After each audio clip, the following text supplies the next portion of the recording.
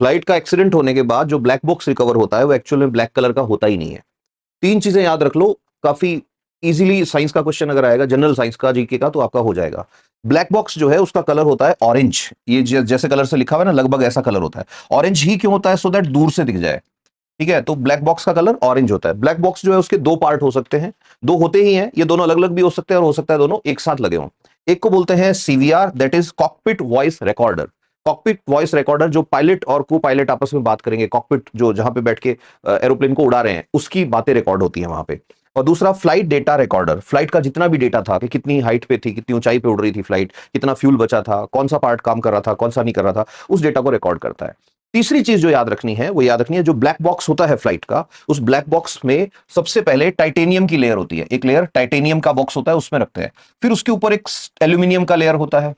फिर उसके ऊपर सिरेमिक का लेयर होता है। अब ये तीन लेयर क्या करती है? तो तीन तरह का इसके अंदर पावर होना चाहिए विथस्टैंड करने का। पहला, 1100 डिग्री सेल्सियस टेम्परेचर को ये कम से कम 60 मिनट तक झेल सके और जले नहीं। तो इस चीज की पावर इसको कौन देगा? सिरेमिक कोटिंग जो होगी, सिरेमिक। ठीक है।